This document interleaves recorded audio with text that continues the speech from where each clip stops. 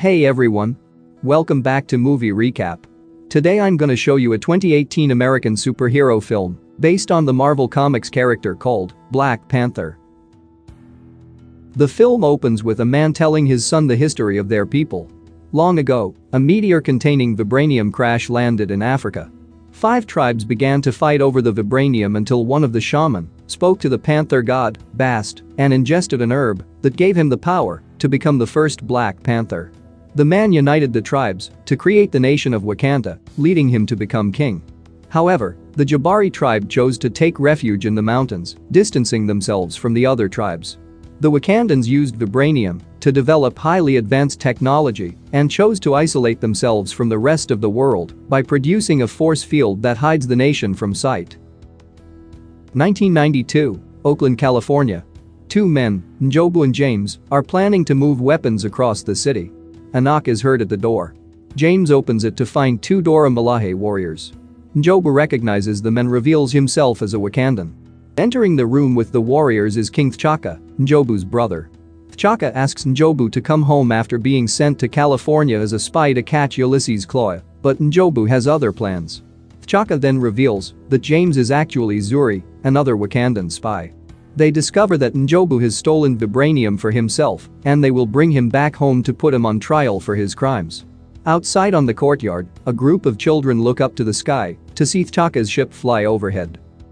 In the present day, T'Challa is set to become king after T'Chaka's death. He is flying over Nigeria with Okoye, a Dora Milaje general. The plan is to extract his ex-girlfriend, Nakia, as she is undercover with mercenaries smuggling women and young men as soldiers. As Black Panther, T'Challa jumps out of the jet and uses Wakandan tech to disable the mercenaries' vans. As the goons step out to confront T'Challa, he fights them all before finding Nakia. She joins T'Challa and Okoye as they return home. The 3 return to Wakanda and reunite with T'Challa's mother, Ramonda, and his younger sister, Shuri, in preparation for T'Challa's ceremony to become the new king. All of the tribes gather by a waterfall to witness. Zuri gives T'Challa a drink that removes the power of the Black Panther. With that, nobody from the other tribes chooses to challenge T'Challa until the Jabari tribe show up and their leader, M'Baku, steps up to try and take the throne from T'Challa. The 2 fight, with M'Baku almost succeeding until T'Challa gains the upper hand and puts M'Baku in a hold over the falls until he taps out and surrenders, allowing T'Challa to rightfully claim the throne. After the ceremony, T'Challa is given another drink to restore his powers before being buried in sand so that he may be taken into the ancestral plane. There, T'Challa sees his father. They embrace as T'Challa breaks down upon seeing him. T'Challa expresses his concerns over becoming king and doing the right thing. T'Challa tells his son that while he is a good man, it is hard for a good man to be king. In London, Eric Killmonger Stevens is at a museum admiring artifacts from African cultures. He asks the guide about a hammer-like weapon, which she identifies as one thing, but Killmonger corrects her and says it is made of vibranium from Wakanda. The guide then passes out from a something Killmonger slipped into her coffee in order to create a diversion. Medics arrive, but they are really Claude and his goons. They kill the guards, and Killmonger steals the weapon before getting away with his crew. On the other scene, T'Challa walks through downtown Wakanda with Nakia. He asks her to stay home to help him run things around there, but she shows hesitance in continuing to work in Wakanda. Later, T'Challa is with his best friend W'Kabi as they check on a wild rhino in a pen. They are then called by Okoye, who is also W'Kabi's lover, to the palace. Claw is set to sell the vibranium piece to an American buyer in South Korea that night. W'Kabi wants to join T'Challa in finding Claw, as he murdered W'Kabi's parents, but T'Challa asks that he stay and keep things secure while he goes. Before the mission, T'Challa meets with Shuri, who has developed a number of impressive technology, including sound-absorbent shoes, which she calls sneakers, as well as modifications to the Black Panther suit. It is disguised as a necklace, and it absorbs each hit it takes and turns it into kinetic energy. T'Challa, Nakia, and Okoye go undercover in Busan to a casino where they try to find Claude and his buyer. T'Challa runs into Everett K, who is also undercover. Claw and his goons show up, and he quickly realizes he is being set up. Okoye is compromised by one of Claw's men, forcing her to fight them. Claw and his men escape and ride through the streets, leading Nakia and Okoye to pursue them. T'Challa follows in his suit while Shuri rides a car through a projection back home that operates an actual car that T'Challa rides on. The villains shoot at him, but the hits from the bullets give him the kinetic energy that he redirects to the villains. Claw blasts at Nakia and Okoye, destroying their car but not killing them.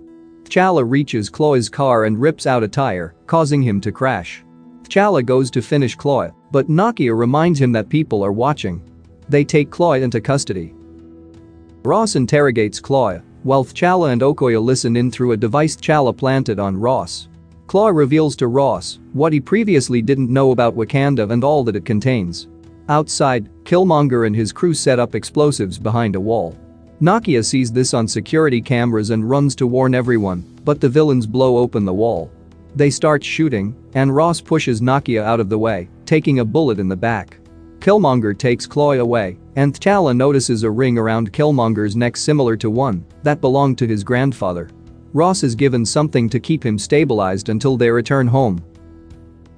The villains head to a plane that Killmonger wants to take to Wakanda. Claw takes Killmonger's girlfriend as a hostage since he has other plans, but Killmonger kills the woman himself before shooting Claw. He tells Killmonger they won't let him into Wakanda until he reveals a tattoo on his lip that most Wakandans have. He then shoots Claw dead. Back in Wakanda, W'Kabi expresses disappointment with T'Challa for failing to bring in Claw. At the same time, Ross is being tended to by Shuri, who uses vibranium to heal his wounds. T'Challa then goes to find Zuri and ask him why Killmonger had his grandfather's ring. Zuri is then forced to admit what he knew about N'Jobu. In a flashback to 1992, we see that N'Jobu had stolen the vibranium to spread it to other people of African descent so that they may fight back against their oppressors. N'Jobu turned his gun on Zuri, and T'Challa stepped in and killed N'Jobu with his claws. It filled T'Challa with great regret, and they left his son, Eric, behind. The boy was on the courtyard when this happened, and he later found his father's body. Eric would go on to become a Black Ops soldier who earned the nickname Killmonger due to his high body count, which is evident by the marks on his body for everyone he's ever killed. Killmonger enters Wakanda with Claw's corpse. He presents it to W'Kabi, who escorts Killmonger to the palace. Killmonger reveals his true name, N'Jadaka, and that he is N'Jobu's son. W'Kabi confirms it to everyone when he shows them Killmonger's ring. He announces his intention to claim the throne, and he challenges T'Challa for the spot. Everyone gathers for the challenge by the waterfall once again. Killmonger fights brutally and almost easily overpowers T'Challa. Zuri steps in to try and save T'Challa, knowing it is with him that Killmonger should hold a grudge. Killmonger fatally impales Zuri and takes T'Challa down before throwing him over the falls, to the horror of Ramonda, Shuri, and Nakia. Thus, Killmonger is made king.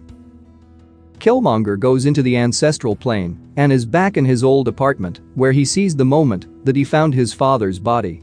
He comes across N'Jobu's old journals and even speaks to the man himself briefly. After waking up, Killmonger orders everyone to burn a garden of heart-shaped herbs for future kings, but Nakia manages to sneak one away with her. Nakia goes with Ramonda, Shuri, and Ross to the mountains to find the Jabari tribe. They speak to M'Baku and ask for his help. He reveals to the group that they fished T'Challa out of the river and that he is now in a coma. Ramonda grounds the herb into a drink to give T'Challa before they bury him in the snow that he rests upon. He goes into the ancestral plane and sees T'Chaka again, this time condemning his actions in leaving Killmonger behind. T'Chaka admits that this was the truth he hid from his son, and he expresses regret. T'Challa then wakes up. He requests M'Baku's help in fighting Killmonger, but he refuses. Killmonger now has help from W'Kabi and other Wakandan soldiers as he plans to send their weapons across the world to other operatives and mercenaries as his father had planned. As one of their jets flies overhead, it is shot down by T'Challa, making his return as Black Panther. W'Kabi and his army charge against T'Challa, but he blasts them away with his kinetic energy.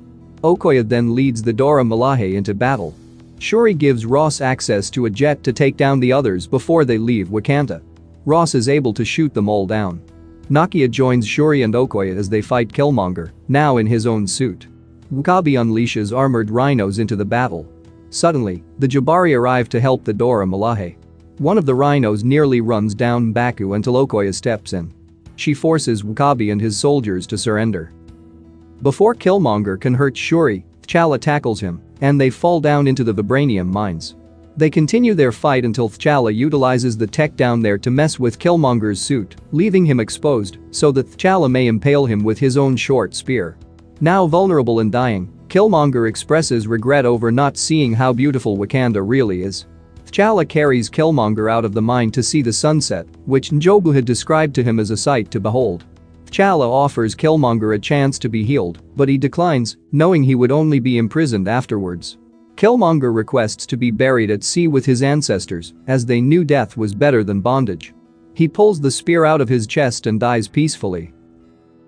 Things become calm once again in Wakanda as T'Challa reclaims his throne. He once again asks Nakia to stay in Wakanda, as he has plans for her to help him. The two of them kiss. T'Challa brings Shuri to Oakland, outside Killmonger's old apartment. T'Challa reveals he bought the building, as well as 2 buildings next to it, so that he may establish a Wakandan outreach program that Nakia and Shuri will spearhead. He then brings down their jet so that the kids in the courtyard may see and be in awe of. One of the boys then approaches T'Challa and asks him who he is. Mid-credits scene. T'Challa is joined by Nakia, Shuri, and Okoye at the United Nations. He announces his plan to bring Wakanda out of hiding in the hope that they may work together with the rest of the world. In post-credits scene, 3 Wakandan children are looking upon someone in a hut. Shuri orders them to not bother the person. He steps out of the hut, and we see it is Bucky Barnes. Thanks for watching. See you in another movie recap. Please like and subscribe, and click the bell icon to get new video updates. Have a nice day.